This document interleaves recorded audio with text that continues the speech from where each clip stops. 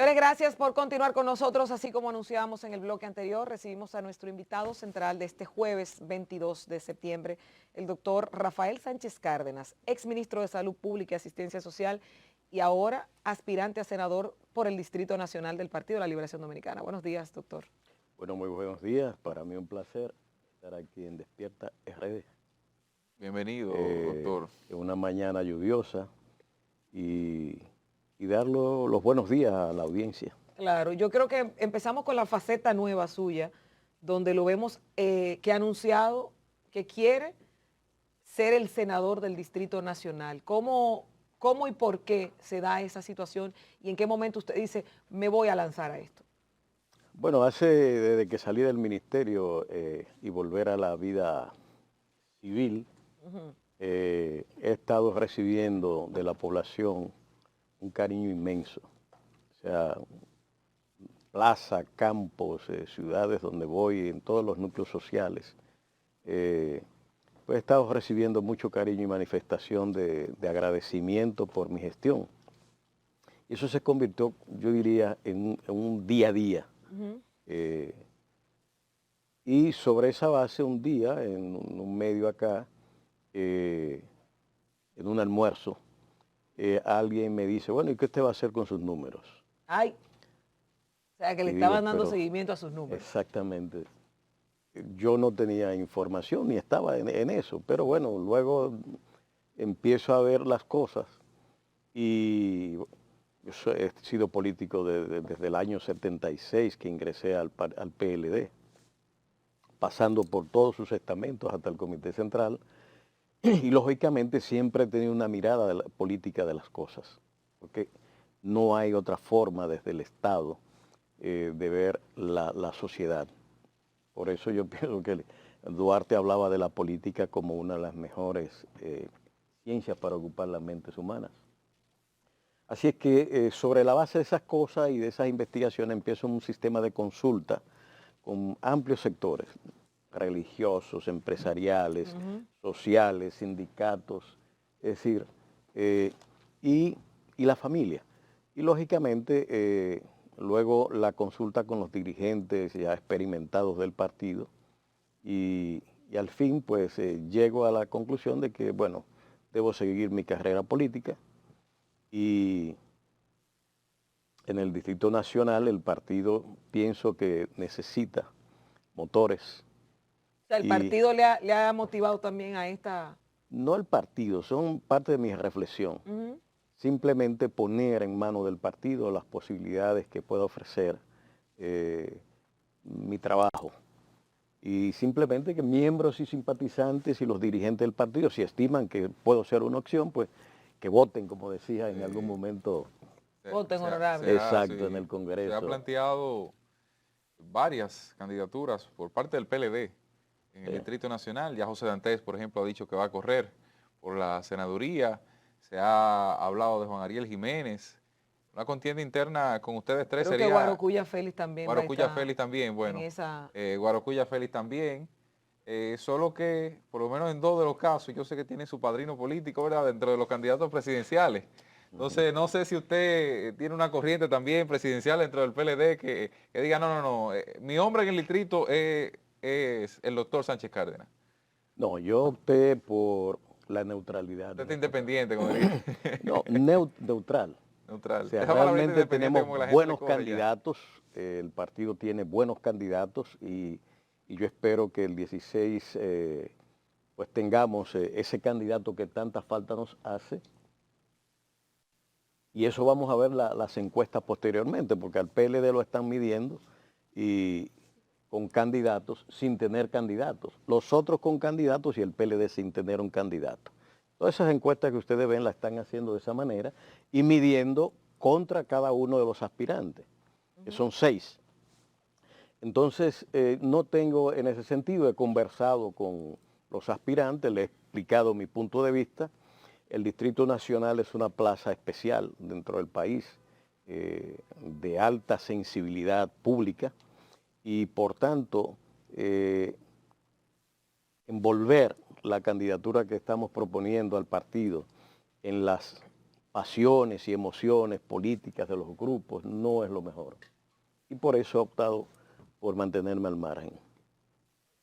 ¿Hay confianza en el PLD para un proceso interno en la senaduría, Sí, candidatos de absolutamente. diputados, regidores y Sí, demás? sí, sí, sí. El PLD hace muchos años que viene realizando todos sus procesos. Sí. Y esta vez ha hecho su congreso, ha elegido su dirección, ahora va a elegir sus candidatos. El PLD nunca, probablemente sea el único partido en el país que en cada periodo realiza sus procesos internos. Y ya que usted habló de la política como ciencia y sobre todo que es la ciencia del servicio a la población, ¿qué haría usted, qué aportaría usted desde el Congreso a su partido y a su país? Bueno, los congresistas tienen tres funciones principales. La primera, legislar; la segunda, representar a sus votantes; y la tercera, fiscalizar. Esta última quizás es una de las carencias más grandes históricamente que tienen los congresos que hemos tenido. No se fiscaliza. Es muy poco lo que se fiscaliza. Y cada día en la vida pública vamos viendo. Bueno, veamos ahora el tema de educación, donde se iba a recortar el 4%. Y si la opinión pública no sale y exprese la alerta, el gobierno coge su dinero y no se echa para atrás como lo hizo. Es decir, lo bueno que tiene esto es que esa actitud pública que hay ahora pues permite controlar el ejercicio público del poder. Entonces, esa función pues ya está clara y yo pienso que es una de las labores principales que hay que llevar a cabo para facilitar un ejercicio del Ejecutivo acogido a las normas dictadas desde el Congreso, pero ayudar al Ejecutivo a bien gobernar. Cuanto más fiscalización, monitoreo se haga, más ventilación, más transparencia va a tener todas esas ejecuciones que habitualmente están sujetas a líneas oscuras, digamos, no porque estén necesariamente ocultas, sino porque nadie le presta atención, ni es puesta ante la opinión pública. El otro elemento de la representación yo creo que es una parte también importantísima, pero con un enfoque, digamos, diferente. La representación tiene que ser una labor hecha de búsqueda y contacto directo con los votantes, los diferentes sectores, porque, o sea, la sociedad está segmentada en sectores y territorios también, pero que todos tienen necesidades, todos tienen requerimientos que están haciendo a la sociedad, al gobierno. Un legislador tiene que recoger esas necesidades y llevarlas a la agenda pública. Porque lo que no entra a la agenda pública sencillamente no existe y menos va a existir en los presupuestos.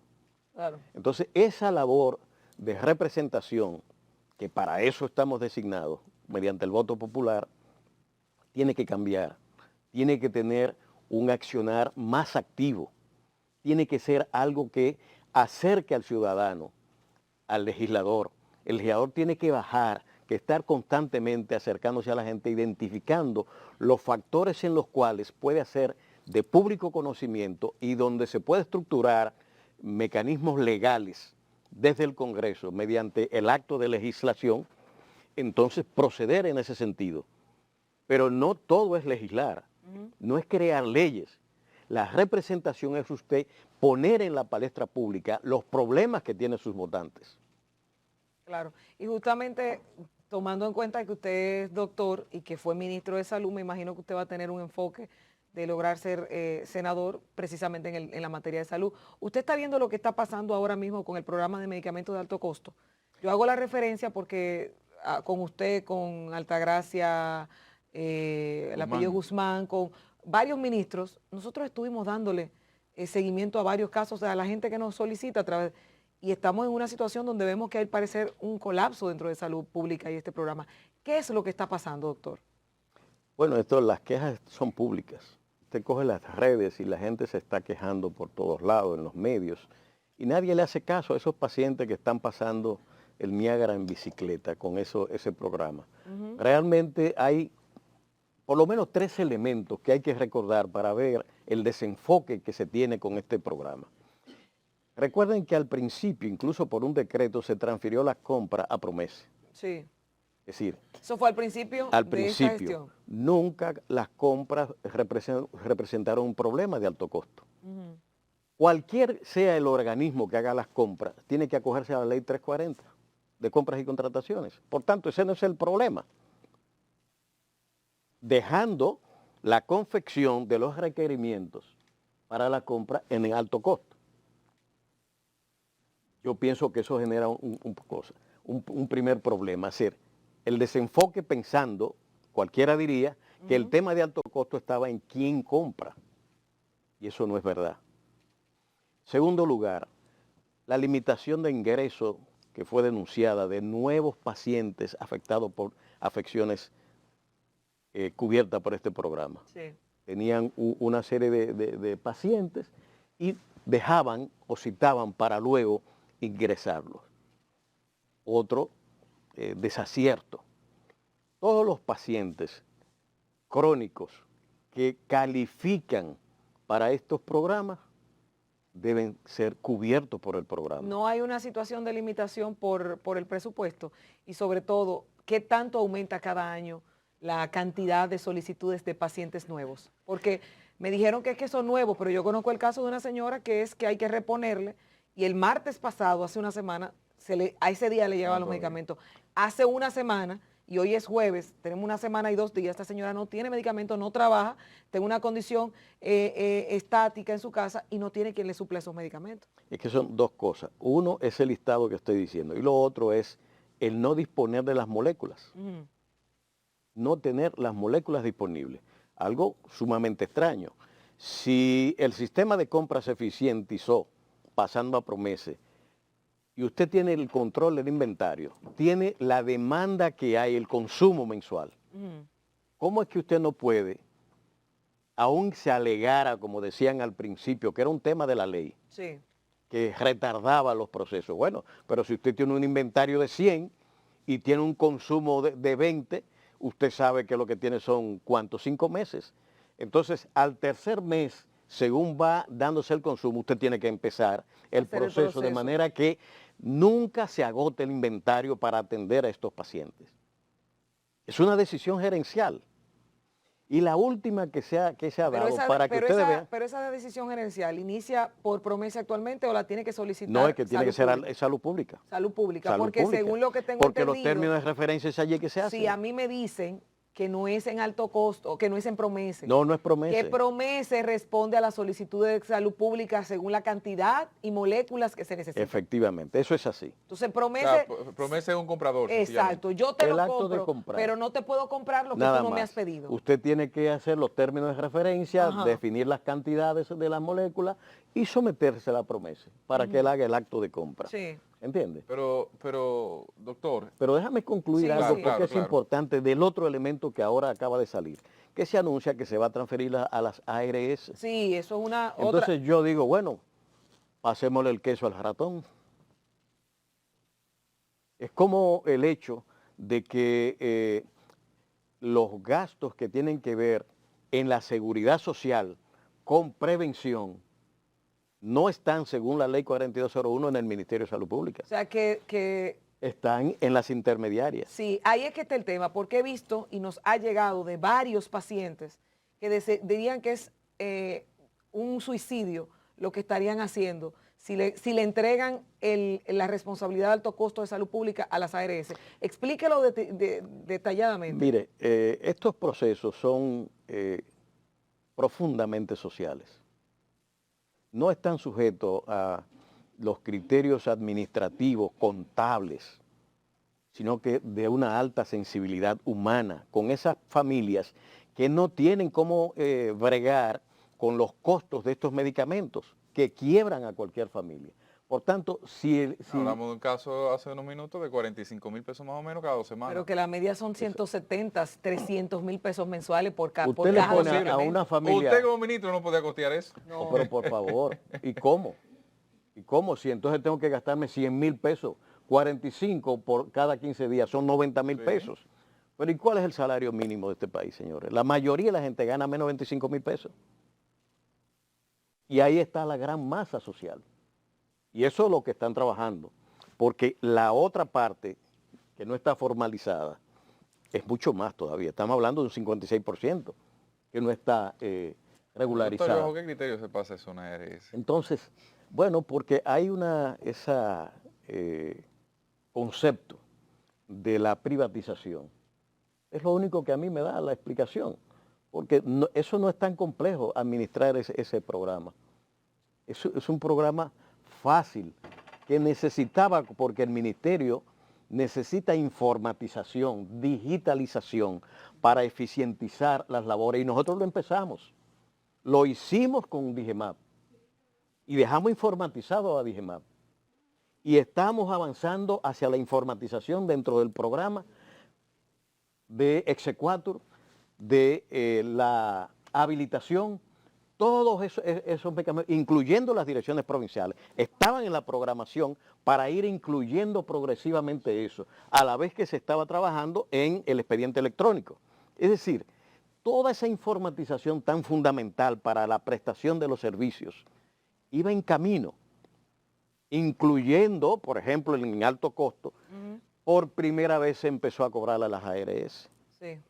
que tenían, o sea, se le daban los medicamentos, las ARS se quedaban calladas y no devolvían al programa absolutamente nada. Pues nosotros recogimos de años atrás, Algo le similar, establecimos lo que pudimos identificar de deudas pendientes y empezamos a hacer los cobros y cobramos más de 100 millones.